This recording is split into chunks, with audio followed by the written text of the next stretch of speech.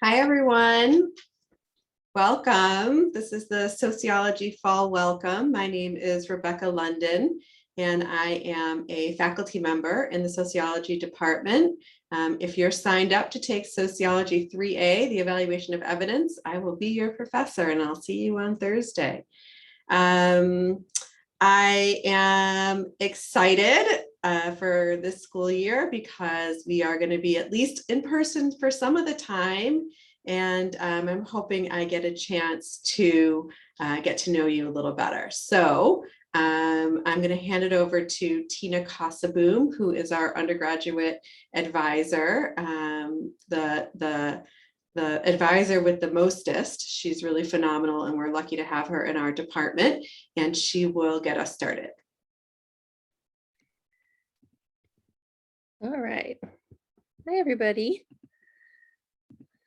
Okay, so today I just want to give us a few reminders. First, if you can keep your mic off, just so we can get through the presentation. Of course, if we want to ask questions, I'd encourage you to put it in chat, but if you need to ask it out loud, you can turn off your mic and ask.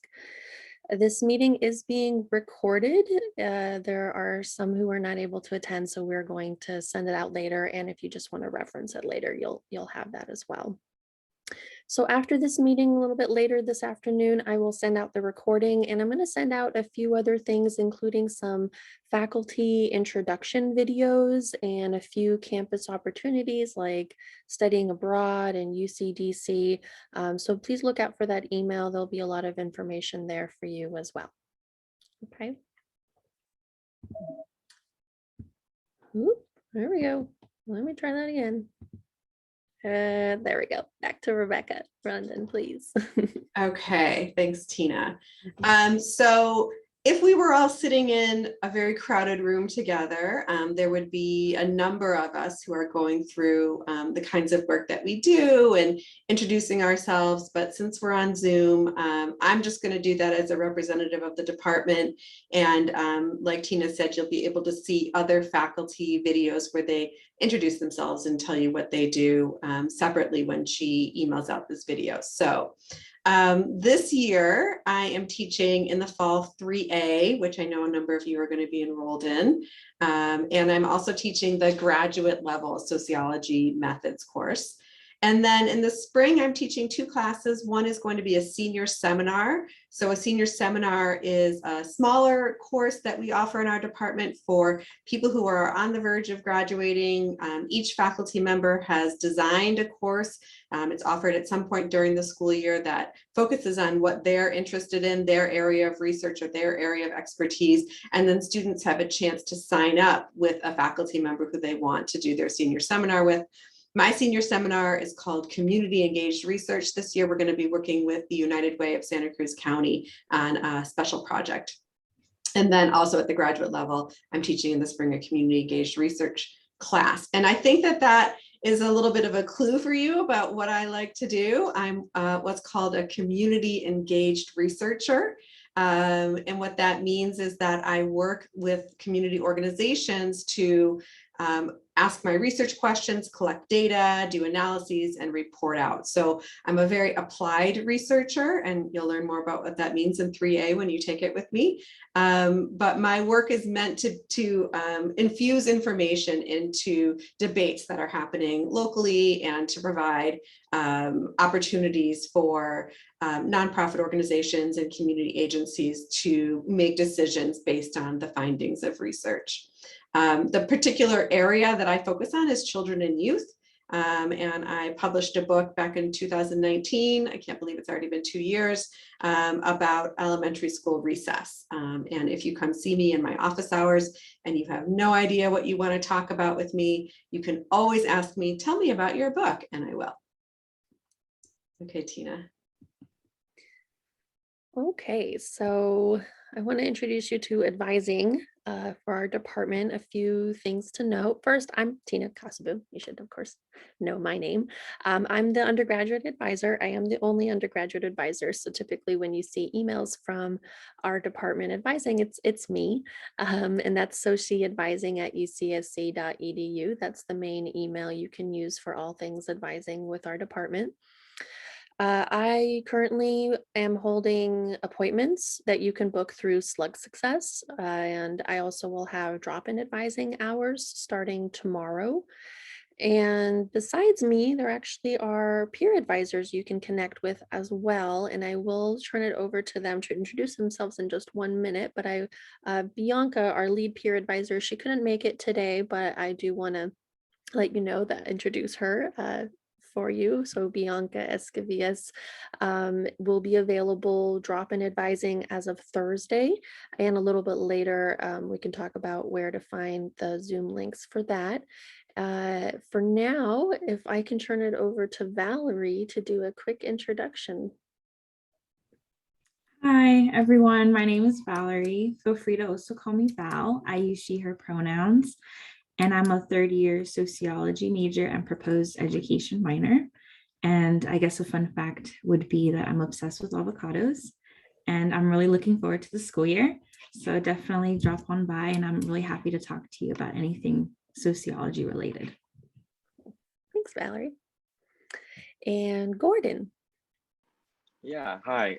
I am Gordon, and I'm also an education minor, so that's really cool. I didn't even know that, Valerie. I go by he, him pronouns, and like Valerie, I love sociology. I love talking about it. So yeah, I'm excited to get the year on. Awesome. Thanks, Gordon. Okay, so peer advisors can be reached at socipeer@ucsc.edu, as well as drop-in advising hours. So you can find our advising hours on our website. If you go to sociology.ucsc.edu and you go to the undergraduate and advising section, we have an advising calendar that'll tell you when we have drop-in, when we have appointments. The drop-ins will have Zoom links in the calendar. So please do stop by if you have questions.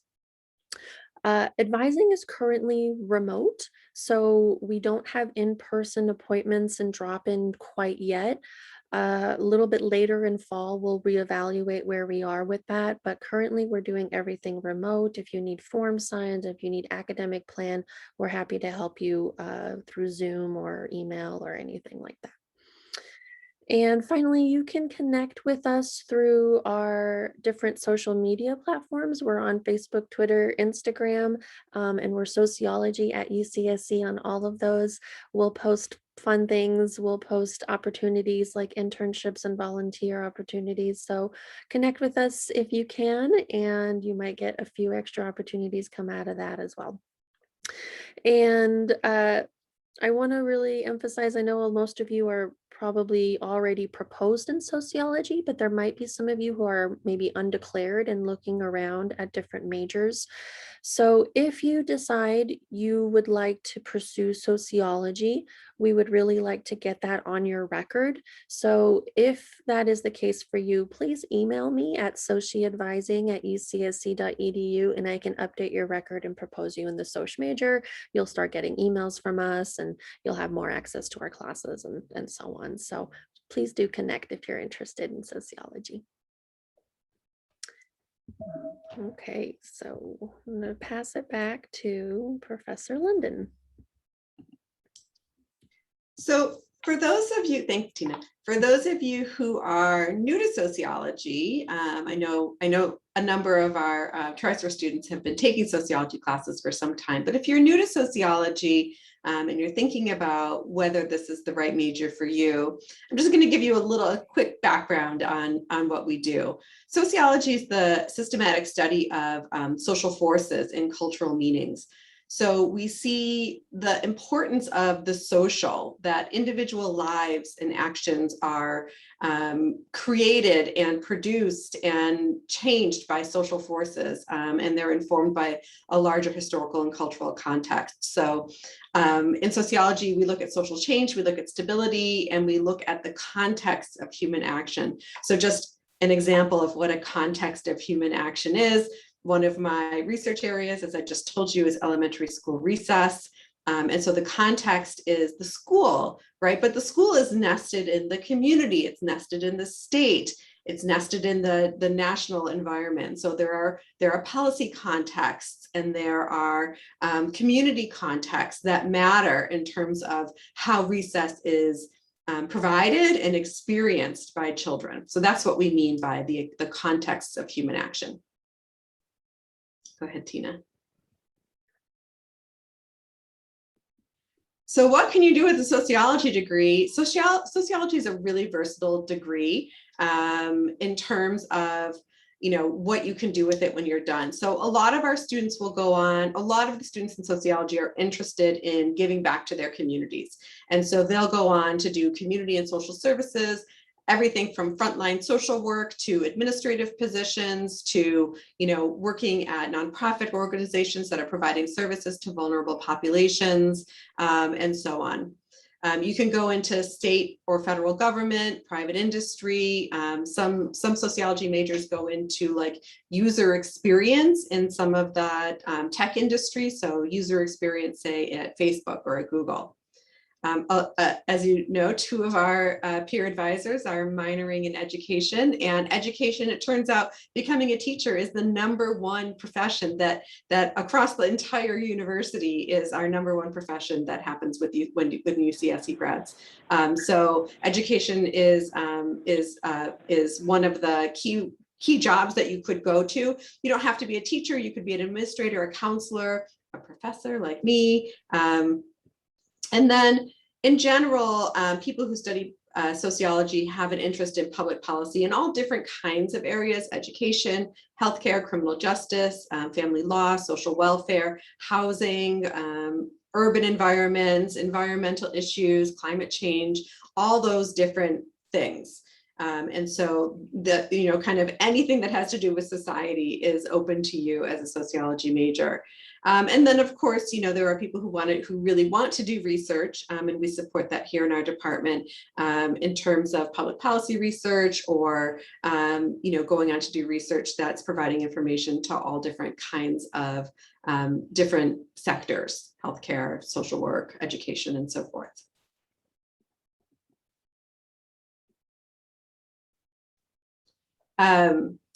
I'm going to go back to the other, you don't have to go back to the slide, Tina, but I just want to say that I've experienced my students doing all different kinds of things. I read a lot of letters of recommendation, and I've had students who go to law school. I've had students who go and get a master's in public health, who've gone to masters in social work, and who've gotten jobs in our local community doing all kinds of interesting community work, and who've gone back to their own home communities and done interesting work there too. So there's lots of different things you can do with a sociology degree.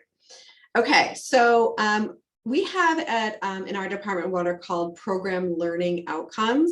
These are required in every department, and they help us to ground our teaching in a set of outcomes that we think are important for sociology students. So when you leave our department, when you leave our program with your BA, we think the most important things that we're going to be able to teach you are to demonstrate critical thinking and an ability to analyze and evaluate social, political, and cultural arguments.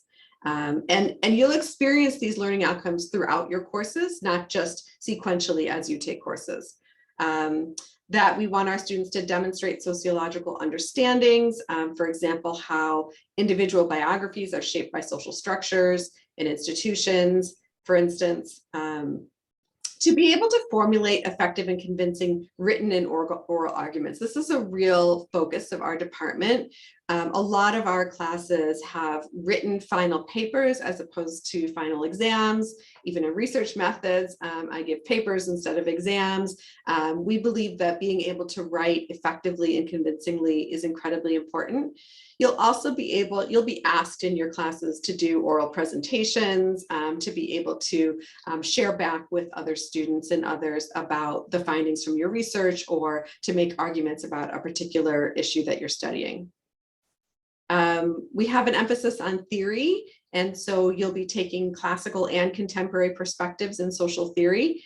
And then, of course, research methods. 3A is the class that I teach. 3B is statistics, that's taught by Professor Juan Pedroza in the winter.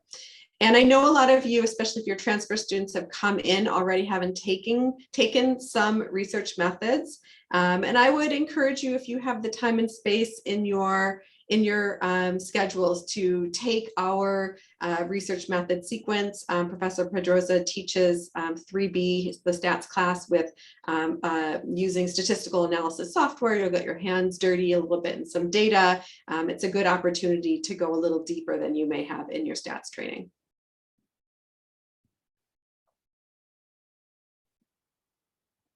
So our department, specifically at UC Santa Cruz, has a real focus on social justice. And you'll see that in our course offerings in terms of what's available and the kinds of research that our faculty do. UCSC in general has a focus on social justice, but our department, I think, is especially emblematic of that. We have a focus on what's called public sociology.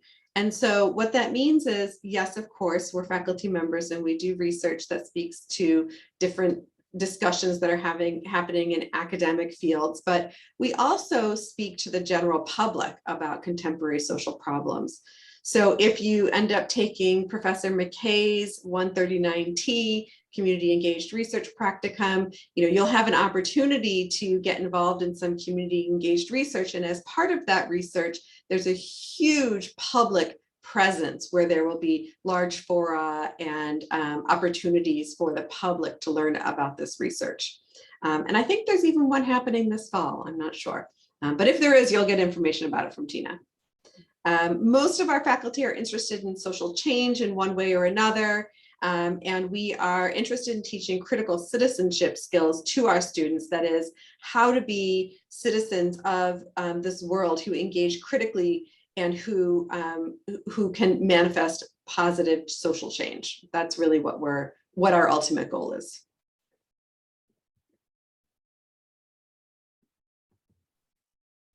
So we have faculty who study all kinds of interesting stuff. We've hired a lot of fantastic faculty in the past 4 or 5 years. And so I would urge you to take a look at our website, listen to those videos, watch those videos that Tina's going to send out, and get to know us. We're excited that you're here.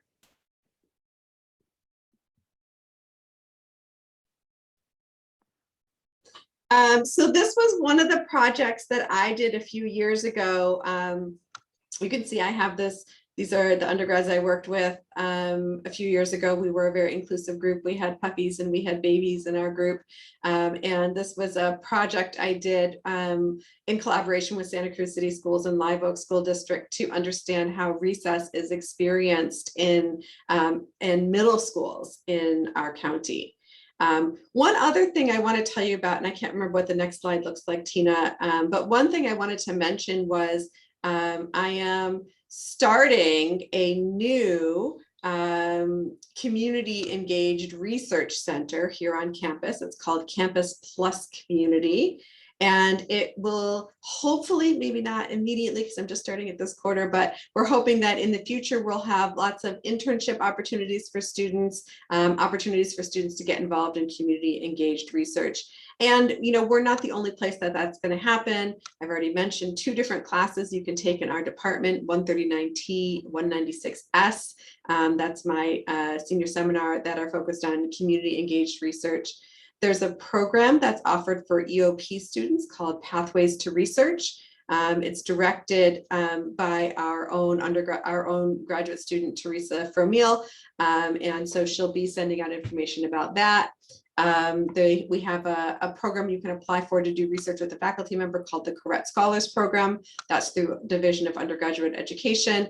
Many of the colleges have community engaged research projects. So there's the CARA program at Oaks, there's the HACER program at College 10 and other places. Justin just applied for a position in the CARA program. Excellent, I'm happy to hear that. There's some really terrific people over there. And then there's another program at the Institute for Social Transformation called Building Belonging. And that's another opportunity for you to get involved with faculty research. So there's lots of places that you can get involved in research, and I would urge you to do it. You know, it's a really good way of putting what you're learning in the classroom into practice, and helps to solidify what you're learning.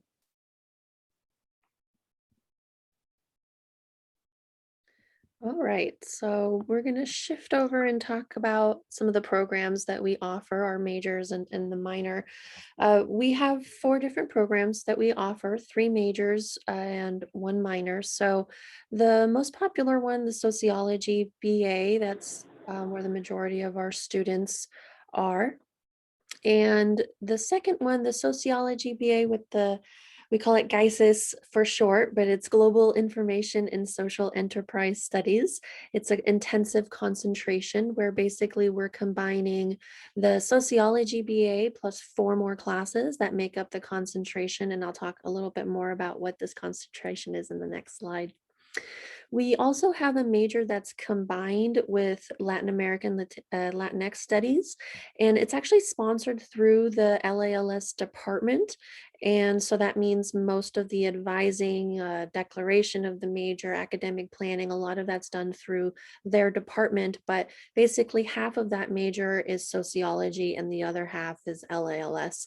So it's great if you want to do sociology, but specifically focus on Latin America.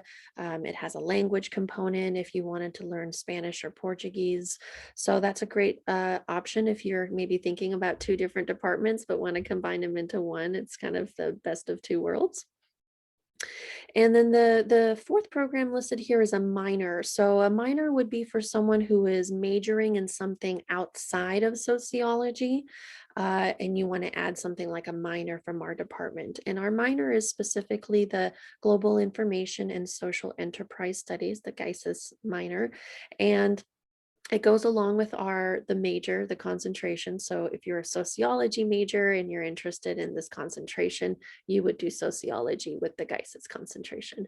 If you end up doing a major outside of sociology, you could still minor in the GISIS program. All of these programs, if you go to our website in the undergraduate section, we have our majors and minors. There's worksheets, there's academic plans, there's a lot of information there that can help you get started on these. So this GISIS concentration that I keep mentioning. So there is a program on campus that I would highly recommend you all look at. It's called the Everett program. And it's open to any student, no matter what major or minor they're doing. But what we did is took the Everett program and we made it a concentration and minor. And when it's a concentration or the minor, it's called GISIS. The program is called Everett. The major minor is called GISIS. So they're pretty much the same, but the titles are a little bit different. So what this program does, what you would do in the concentration or the minor, is you would do all things sociology, but then you're learning about how you can incorporate information and communication technology into sociology.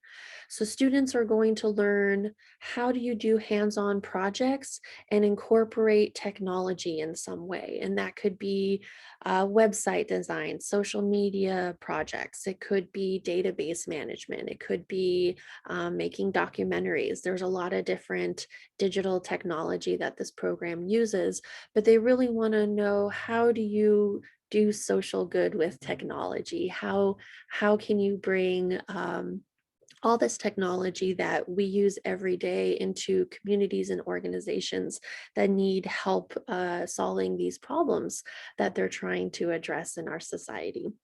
It's a very unique program that combines two very opposing things.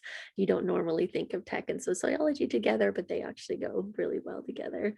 Um, so if you're interested in this program, fall is a very important starting point for this. Soc 30A is a start to the year-long series or a 4-quarter-long series of courses. So if you're interested in it, Soc 30A is actually still wide open. There's lots of seats. It's offered both in person and there's an online version in case you need to be remote. And if you start 30A near the end, you'll kind of decide, do I want to continue with this program? You'll be kind of partnered up with a project organization at the end of fall. And throughout the next series of courses, you learned, how do I bring technology into this project with this organization? How can I bring a solution to a problem they're trying to solve? And so you'll learn how to design this project. How do you fund and implement this project? And then you'll actually implement it and then reflect back on it the next year. Students, if you're a transfer student, you have to start this program this year with 30A in the fall since you're here for 2 years. But if you're frosh, you have more time. Mostly I see students start this sophomore year in their second year. So you're welcome to wait a year if you're starting as a frosh. You can start it as late as junior year. Senior year is a little bit late. So as long as you start it before senior year with 30A in the fall quarter, you're pretty set with this program.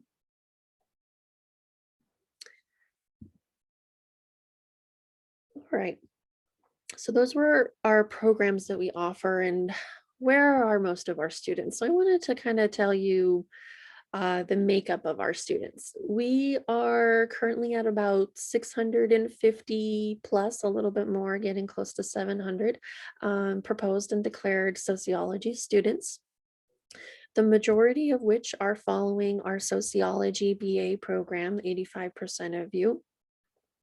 And for the other programs, about 7% are in our combined major, 6% are in our GEISIS concentration, and about 2% are in our GEISIS minor.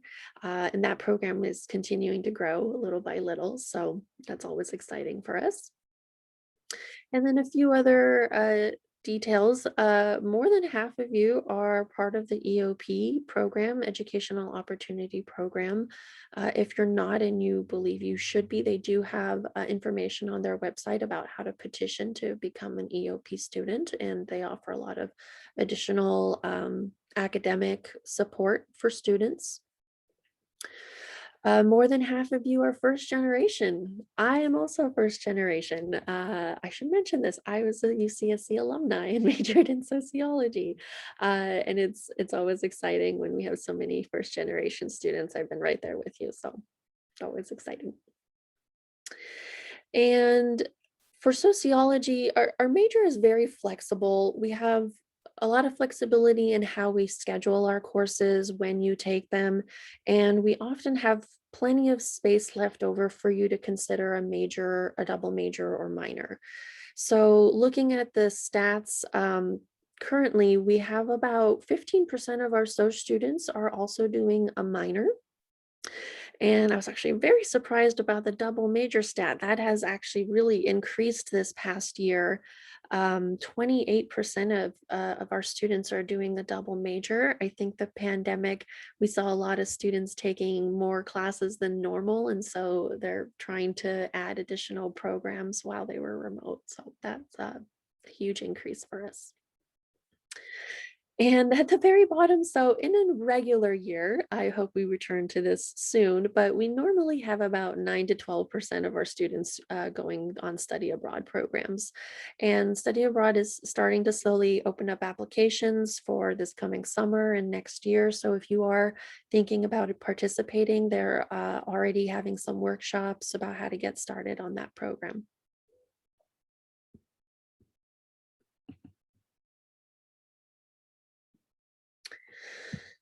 So using the statistics about how many of our sociology majors double major and minor, I wanted to show you some of the most popular combinations that we see with sociology. In the majors, Psychology. It's by far the most double major program that we see. Of our students who double major, about 24% of them are also majoring in psychology. So it's a pretty big program combination for us. And then legal studies and politics are pretty close in stats to each other. The rest of the programs were about less than 10% there, and I kind of put them in the order of how many students are in those programs. I do suspect that education, democracy, and justice major is going to be pretty up there soon. They're a very new major. They just started last year. So I think that one is going to be increasing, as well as the critical race and ethnic studies. They're past few years relatively new, and we've been seeing more and more students do double majors with them.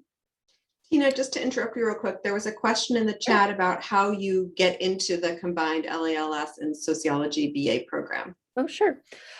So if you're a brand new frosh student, haven't taken courses yet, you might look at LALS 1, Introduction to the LALS program. I believe they offer it fall and winter quarter.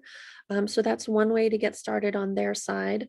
And then on the sociology side, we have 2 lower division courses that are needed from our intro Soc 1 or Soc 10 or Soc 15. So by the time, if you're a frosh, by the time you're in your 5th quarter, you want to take 2 of our lower division courses and 1 of the intro LALS courses. If you're a transfer, it's a little bit different. We probably talked about it more in the summer, but you would want to take the introduction LALS course in the fall as well. So courses aside, the best thing you can do if you're interested in that combined major is connect with the LALS advisor. If you go to the LALS department website, she has all of the advising information there. If you just want to send a quick email and say, I'm interested in the combined major, she'll help you get the program planned out and advise you on what to take. Thanks for your question. Okay, so on the minor side here, education is by far the most popular minor that we have. 38% of the students who do sociology and a minor are in the education minor. And as Professor London said, you know, there's a reason for that. We have so many of our students end up in teaching or some kind of education administration role. I think if you look at the stats of our alumni, which is very fun to look at. You can go to a website called UC Alumni at Work, and it tells you where all our alumni end up. About a quarter or more of our students 10 years out from graduation end up in something in education. So it's a very popular combination for sociology. After that, we have legal studies, just like on the major side, and Latin American and Latinx studies also has a minor in case you want to do their minor instead of the combined major. So if you are interested in any of these majors or minors to double it up with sociology, you would want to start looking at their requirements. And the number one thing you should plan is, how do you qualify to declare this program? So at the same time that you are working on your sociology requirements, you want to make room for the qualification courses for these majors and minors, whatever you want to whichever one you want to pursue. The sooner you declare the program, the better. It gets easier to get into their classes, and we can help you plan out what your 2 or 4 years are going to look like with a double major or minor.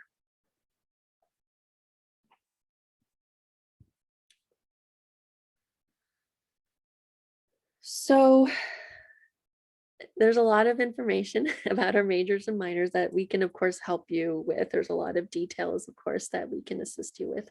So this week, if you are interested in talking to either me or a peer advisor, we have some Zoom drop-in hours coming up. So tomorrow and Friday, 1 to 3, I'll be holding Zoom hours, and Valerie and Gordon are actually going to join us for those drop-in hours as they're training and kind of shadowing with me. So that'll be fun. You'll have both peer advisor and undergrad advisor for those hours.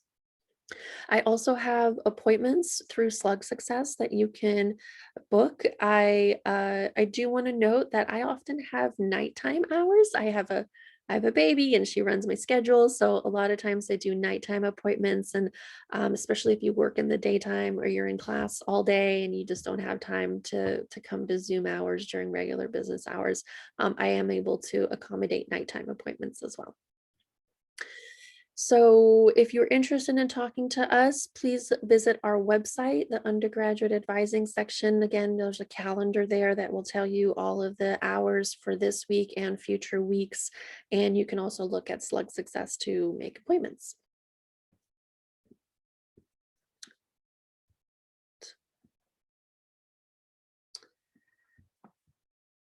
So there are a few things I want to mention that I've seen students do and end up successful, or there's, feedback I've gotten from students that really made a difference in their time here. And they can be really simple things, but I want to just encourage you to think about these things. First one I feel is the most important is you need to explore the campus. There are so many different opportunities available to you, different majors and minors. There's research programs like Professor London mentioned. Your college has a lot of opportunities, and the best time to explore these and research these is now.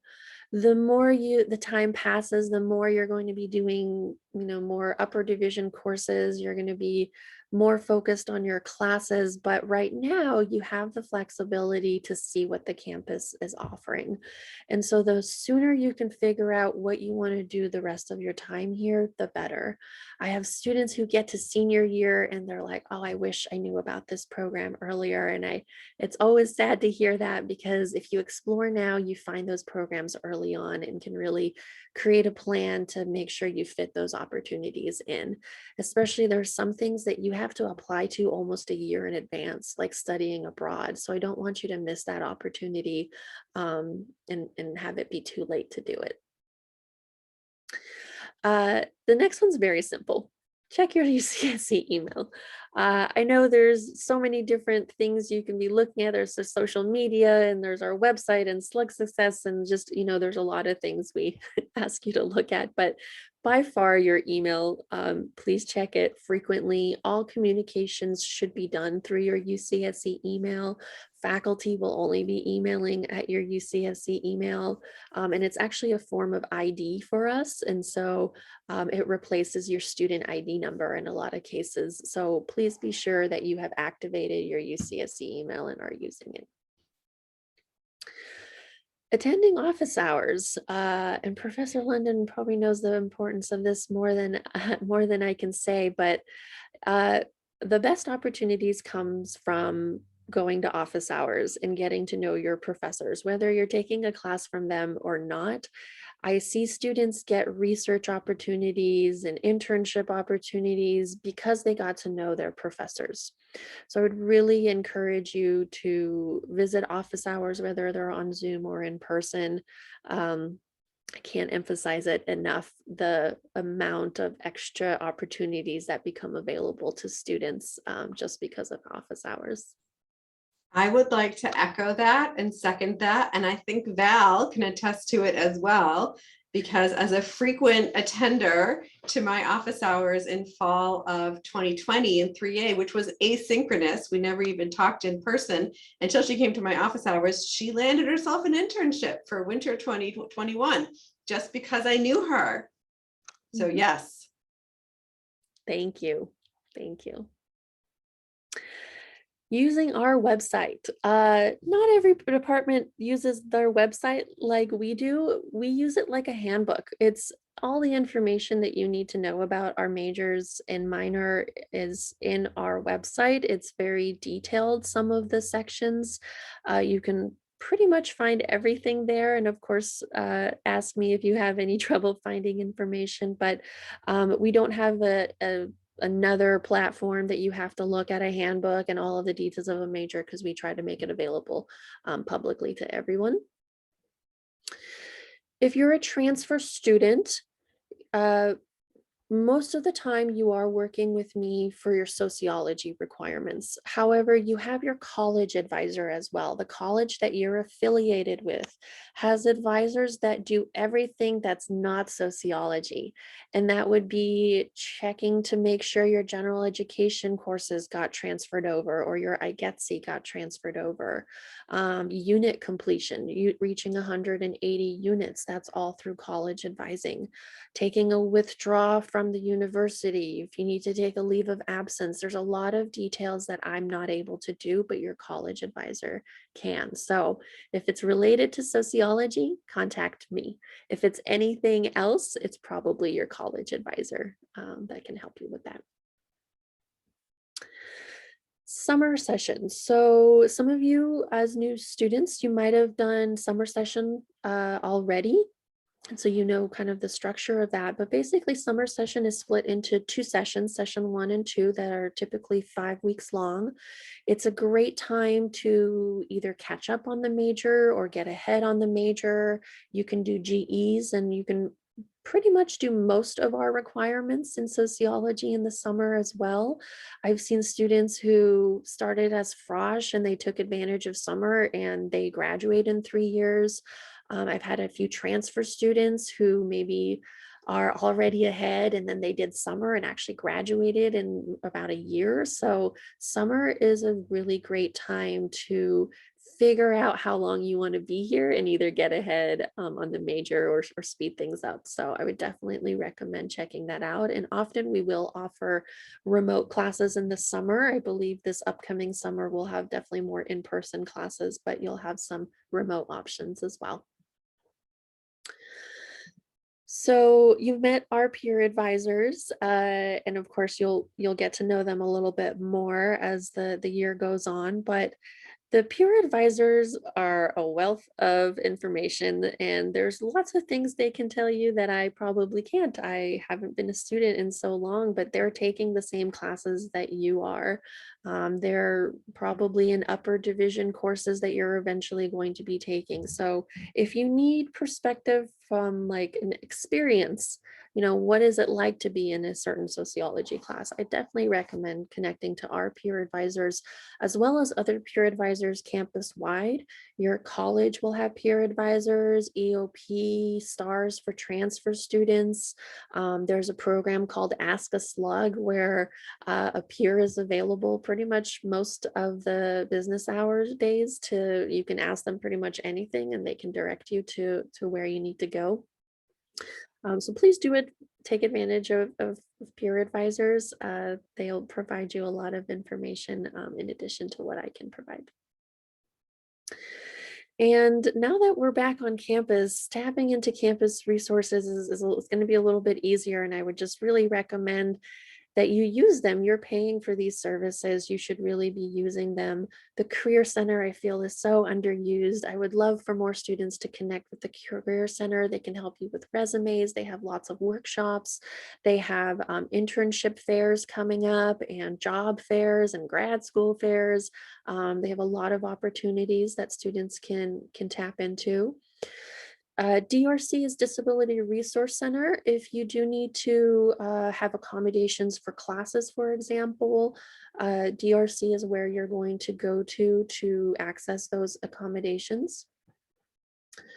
LSS is Learning Support Services, and that's where all things tutoring happen through. So occasionally some of our core courses, like our intro courses or our theory courses, will have extra tutoring that's available.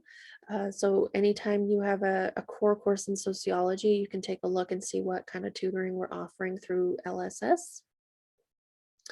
CAPS is the counseling services on campus, and they're at the Student Health Center and they're available remotely in case you need to talk to anyone. And STARS is for transfer students specifically or re-entry students. They offer a lot of academic help specific to transfer students. And we've talked about EOP as well, but if you're part of EOP, please do tap into their resources. And you might have already looked at this keeplearning.ucsc.edu, but it has a lot of information as we transition back into in-person, or if you need resources for being remote for your classes for fall, the Keep Learning website will have a lot of that. And finally, please don't ever be afraid of asking for help. Email me, email your professors, your peer advisors, come to drop-in hours. That's what we're here for. We're trying to help you navigate this university, and we can either help you, give you the answers, or we can refer you to who might know the answers, but you should always feel free to reach out to us for anything. That's a great segue, Tina, because there's a bunch of questions in the chat that I've been naming for you. Perfect. Students want to know how they know if their classes are remote or in person. What tells them that it's going to be remote or in person? Sure. So I might see if I can smoothly transition to show you what this looks like. I apologize if it's not as smooth, but let me go ahead and show you what to look for. So whenever you're looking at the schedule, there is a location. And so let me bring that up and share my screen. So let me go to, let's just use sociology. And here's all our sociology courses. So there is always going to be a section when you're looking at your schedule that says the location, and it has this telling you if it's a lecture, and then it'll tell you if it's remote. So remote means you're online. But if you see something like an actual classroom, then you're in person. And that goes for not only the actual course offering, but also if a course has a secondary discussion section, you also need to look at the location for that, because some of them might have a location, which means you're in person, and some of them might say remote, in which case probably everything is through Canvas and you'll get emails about that. Tina, if the lecture time says TBA or TBD, what does that mean? Yeah, and actually Soc 15 is a good version of that. So it might say TBA or TBD. So one is if it's empty, like completely empty, that means it's an asynchronous course.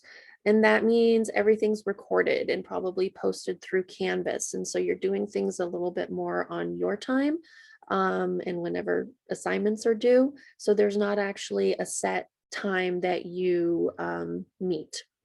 If it says TBA or TBD, that could be something that once the class starts, the professor might arrange something with you, but in most cases, those classes are probably going to be asynchronous. You'll probably get more information from the instructor once the class starts, either through Canvas or from an email directly from the professor. Okay. Another question was,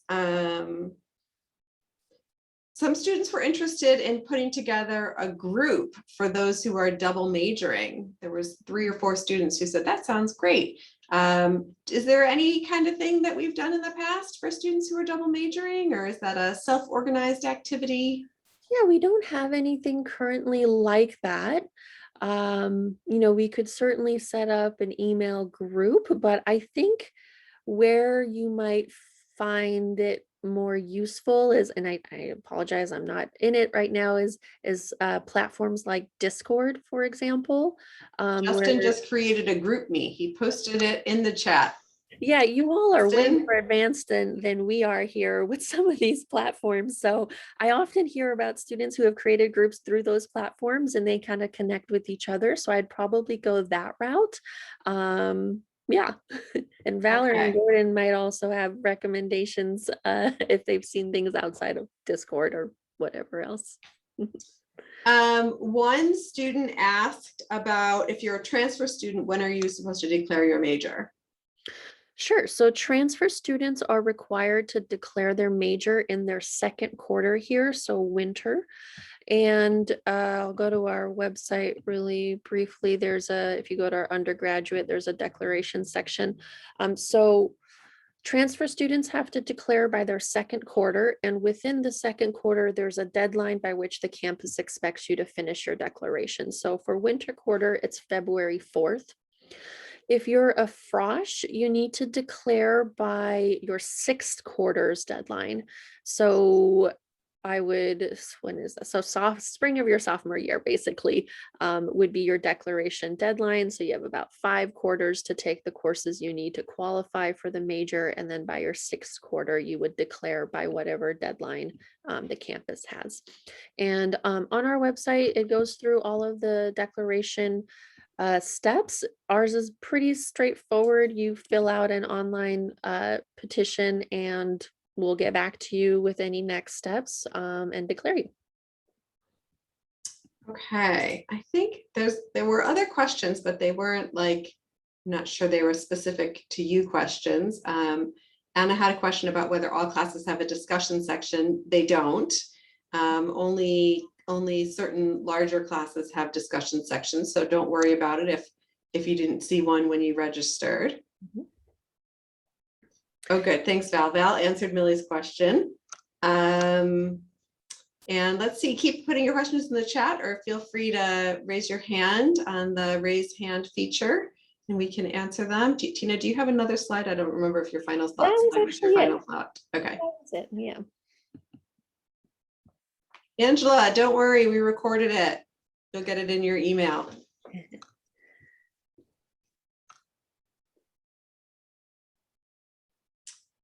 Other questions from folks? I know it's a lot of information at the beginning of the quarter.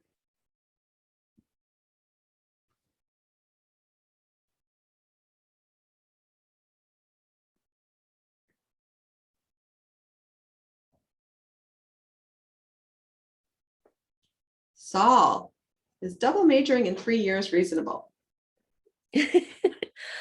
So I've seen it done, but I would imagine you are using summer to make sure you can fit everything in.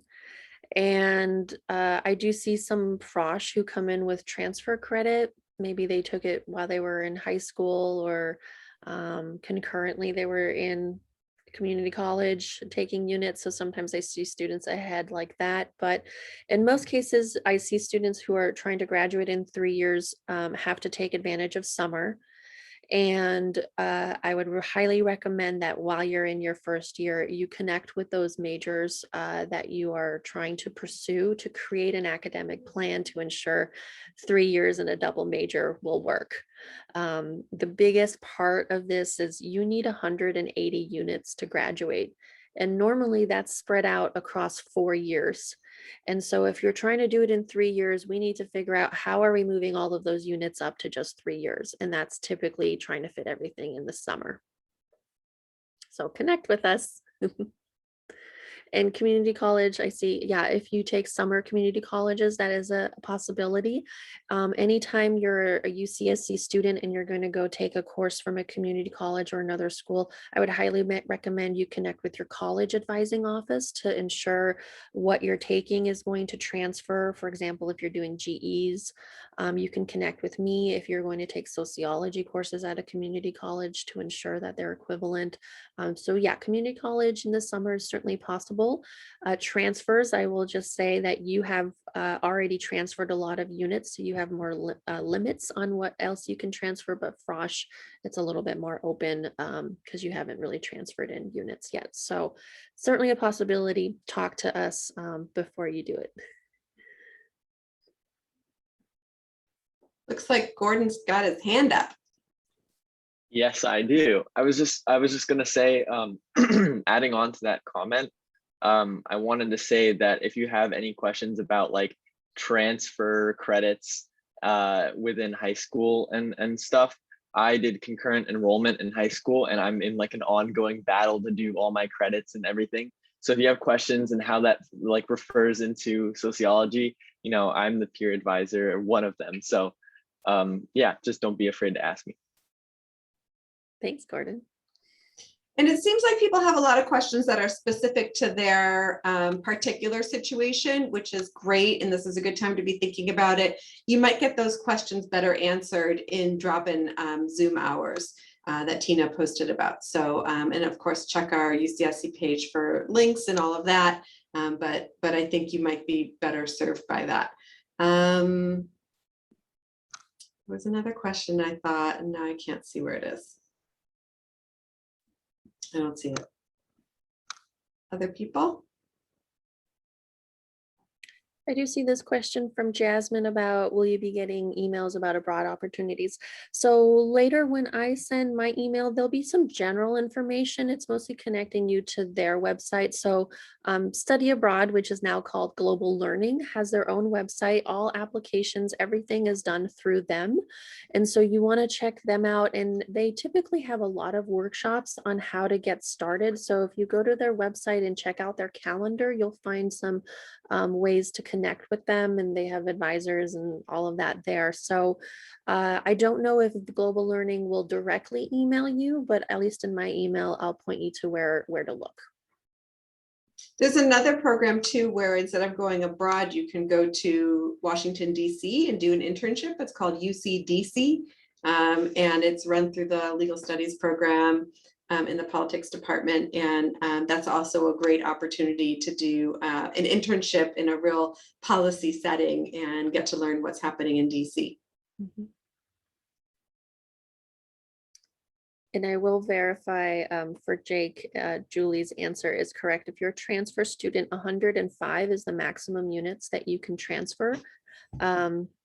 If you are still thinking about transferring more units, and if you haven't hit the 105 unit mark, I would definitely tell you to connect with your college advisor to make sure what you are planning is okay.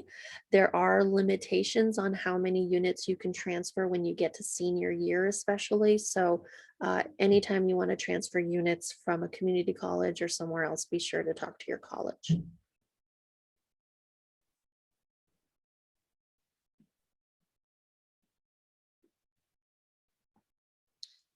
Donnie's question, when you declare a minor, will we be invited to similar meetings and that? So possibly. Departments have a lot of their own programming that might not be consistent throughout every department. So for the minor that you're interested in, you might connect with them later and see if they had a meeting such as this that maybe was recorded and you can get access to that. All departments had their meeting like this at the same time block, about 9 to 1-ish is where everyone fit in. So it could have been hard to attend a second department's welcome. So I would recommend you connect with them, see if they have a similar meeting available to you. If not, they would probably encourage you to meet with them individually, or they might have other workshops or things coming up.